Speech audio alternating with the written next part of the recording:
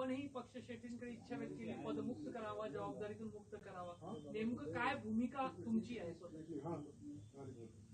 बघा, निकालाच्या नंतरचा इश्यू नाहीये, हा पार्टी अंतर्गत इश्यू असतो.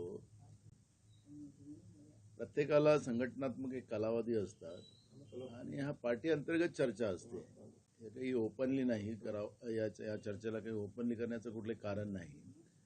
आणि मला असं वाटतं की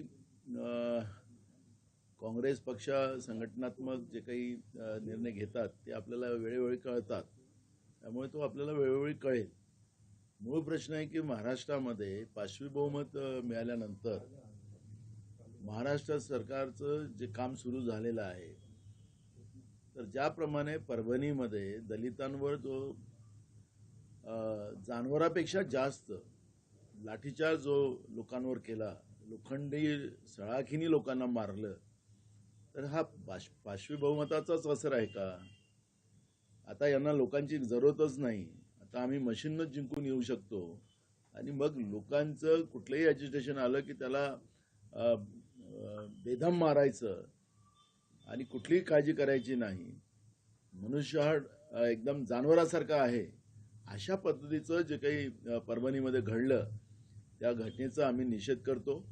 डॉक्टर बाबासाहेब आंबेडकरांच्या प्रतिमेचा आणि त्यांच्या हातात असलेलं संविधान, त्याचं जे ज्या पद्धतीने विटंबना झाली त्याचा आम्ही सुरुवातीलाच निषेध केला आणि शासनाने तातडीनं दखल घ्यावी अशा पद्धतीचं शासनाला सांगून सुद्धा शासन जे 3 लोकांचं आज आहे महाराष्ट्रामध्ये ज्यांनी शपथविधी घेतलेली आहे, ते फक्त मलाईच्या खात्यासाठी त्यांचं भांडण चाललेलं आहे. कोणाला मलाईचे खाते मिळतात त्याच्यावर ते काम करतात आहे. पण प्रशासनाला त्यांनी जे काही आदेश दिलेले आहेत त्या आदेशाच्या आधारावर यांनी ज्या पद्धतीनं त्यांना जो लाठीमार केलेला आहे त्याचं निश्चितपणे परभणीच्या SP वर कारवाई केली पाहिजे, जिल्हाधिकाऱ्यांवरही. कारण की कोण त्यांना आदेश दिले होते की त्यांना लाठीचार्ज करायचे, या सगळ्या व्यवस्थेवर कारवाई करावी आणि यांना सस्पेंड करावं ही मागणी आमची राहणार आहे. अधिवेशन आता परवापासून सुरू होती आहे आणि परभणीचा इश्यू हा जो या सरकारचं सुरुवातीचंच जी मानसिकता आहे की लोकांना आता आम्ही जसं दिल्लीचं सरकार, मोदींचं सरकार त्या ठिकाणी मारते, तशासारखं महाराष्ट्रामध्ये आम्ही लोकांनी आपल्या हक्काची लढाई केली तर आम्ही त्यांच्यावर याच पद्धतीचं बेदम मारू, अशा पद्धतीचा हा संदेश दिलेला आहे. महाराष्ट्रामध्ये कदापि चालू शकत नाही. हा शाहू फुले आंबेडकरांचा महाराष्ट्र आहे आणि या महाराष्ट्रामध्ये ही बेबनशाही आणि हिटलरशाही अजिबात काँग्रेस चालू देणार नाही, ही भूमिका आमची आहे. काँग्रेस पक्ष म्हणजे आज सकाळी विजय वडेट्टीवार म्हणाले की 16 आमदार कधीच आले नव्हते, कुठल्याही लाटेमध्ये काँग्रेस 16 आमदारांपर्यंत खाली आलं नव्हतं. यंदा लाट नसताना तशी स्थिती आली, त्यामुळे नक्कीच विचार करण्यासारखी स्थिती आहे. आश्चर्यकारक स्थिती. बरोबर आहे. सगळं जे काही निवडणुकीचे निकाल जे आले, अजूनही महाराष्ट्रातली जनता, थोडं आम्हाला राजकीय पक्षाला सोडा, पण महाराष्ट्रातली जनता सुद्धा या धक्क्यातून बाहेर आलेली नाही आहे. महाराष्ट्रामध्ये विविध भागामध्ये अजूनही लोकांचं ग्रामसभेचे ठराव घेण्याचं काम सुरू आहे. बॅलेटवर मतदान झालं पाहिजे, आम्ही दिलेलं मतदान कुठं आहे हे शोधण्याचं काम लोक करतात आहेत. आणि त्यालाही शासन ज्या पद्धतीनं हुकुमशाही आणि हिटलरशाही दाखवून लोकांचं व्यक्ती स्वातंत्र्यावरही घाला टाकण्याचं पाप जे करत आहे, त्यामुळे स्वाभाविक आहे विजय वडेट्टीवार यांनी जे सांगितलं की कुठली लाट नव्हती.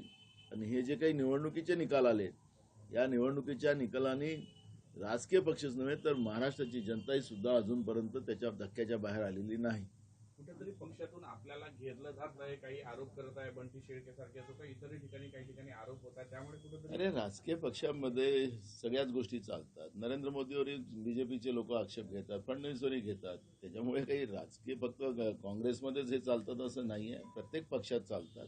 त्याच्यामुळे हा भाग नाही आहे. आणि त्याच्यामुळे पक्षांतर्गतल्या ज्या बाबी असतात त्या पक्षाच्याच अंतर्गत सोडवल्या जातात, माध्यमाच्या समोर नाही. पण जसं विजयाचं श्रेय लोकसभेत घेतलं तसं विधानसभेत जे अपयश आलं त्याचं पण जबाबदारी घेतली पाहिजे असंही बोलण्यात आलं. बघा, संपूर्ण काँग्रेस पक्ष राष्ट्रीय अध्यक्षापासून सगळे या महाराष्ट्राच्या निवडणुकीमध्ये सहभागी झालेले होते. तिकीट वाटप असेल, प्रचार असेल, सगळ्या गोष्टी असतील. तर त्याच्यामुळे ही जबाबदारी आमची सगळ्यांचीच जातं. त्याच्यामुळे श्रेय आणि श्रेयवादाचा विषय नाही, हा एक प्रकारचा आत्मचिंतनाचा भाग आहे. आणि जी लढाई आता महाराष्ट्राच्या जनतेने सुरू केलेली आहे बॅलेटवर मतदानाची, या लढाईवर सगळ्यांनी लक्ष केंद्रित केलं पाहिजे. जनभावना आहे. काल आमच्या नेत्या प्रियंका गांधींनी सुद्धा संविधानावर चर्चा होत असताना त्यावेळेसही त्यांनी सांगितलं की संविधान वाचवायचं असेल आणि देशाची लोकशाही वाचवायची असेल तर या देशामध्ये बॅलेटवरच मतदान घेतलं गेलं पाहिजे. जागतिक पातळीवर सगळ्या देशामध्ये आता जेव्हा बॅलेटवर मतदान घेतलं जाते आहे, तर अगर एकीकडे संविधानाची चर्चा लोकसभेमध्ये होत असेल तर त्यांनी तीच भूमिका मांडली की संविधान वाचवायचं असेल तर बॅलेटवरच हे मतदान झालं पाहिजे. माझं मत आणि माझ्या मताने मी निर्माण करणारं सरकार हे मला दिसलं पाहिजे, हे भावना या देशातल्या आणि राज्याच्या जनतेची आहे. आणि ती लढाई आता महत्वाची आहे.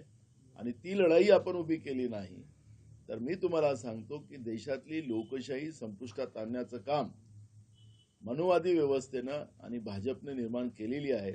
आता ते स्पष्ट झालेलं आहे. नानाभाऊ, तुम्हाला विधिमंडळ पक्षाचा नेता व्हायचा आहे, त्याच्यामध्ये रस आहे, म्हणून तुम्ही प्रदेशाध्यक्ष पदाची जे जबाबदारी आहे ती वापस करताय, अशी चर्चा सुरू झाली. चर्चा कोणी काही करू शकतात ना, त्याला चर्चेला काही कोणाला थांबवता येत नाही. चर्चा असेल तर माणूस जिवंत असेल, चर्चा नसेल तर त्याला कोण मेल्या माणसाची कोणी चर्चा करत नाही. जबाबदारी मिळाली नानाभाऊ तर ती घ्याल का तुम्ही? बघा, मी काय, माझा मुद्दा एवढाच आहे की पक्षाची जबाबदारी देते ती प्रामाणिक पार करणं माझी जबाबदारी राहिलेली आहे. मी प्रत्येक क्षेत्रामध्ये ज्या पद्धतीने जबाबदारी मिळाली ती पूर्ण केलेली आहे. त्याच्यामुळे पक्षाला जो कोणी पक्षाचा जो काही निर्णय असेल तो सगळ्यांना मान्य असेल.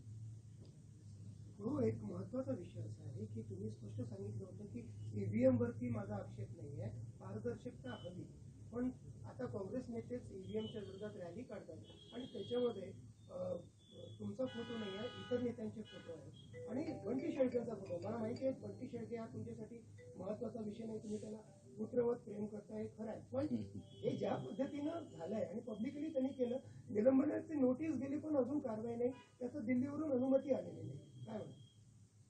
बघा, बॅलेटवर मतदानाची प्रक्रिया अनेक राजकीय पक्षांनी आणि जनतेने सुद्धा सुरू केलेली आहे. त्याला फोटोची आणि याची गरज नाही ना, ही जनजागृतीचं काम आहे. जे कोणी प्रत्येक लेवलवर आपलं आंदोलन करत असेल ते आपले फोटो लावून करत असतील, त्याला जनजागृतीचं काम आहे. सगळ्यांनीच केलं पाहिजे, त्याला काय अडचणीचा भाग आहे.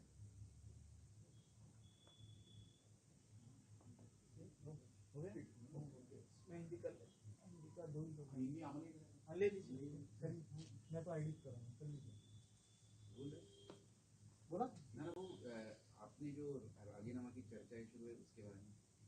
मैंने कोई राजीनामा नहीं दिया. आप गलत अफवाह फैला रहे. मुझे 4 साल, एक्चुअली ये 3 साल का ही रहता है टेनर, और मुझे 4 साल हुए. मैं शुरुआत में भी इस बात की पेशकश किया कि मुझे जितनी जवाबदारी दिया था उतने समय मैंने ये काम किया और प्रामाणिक किया.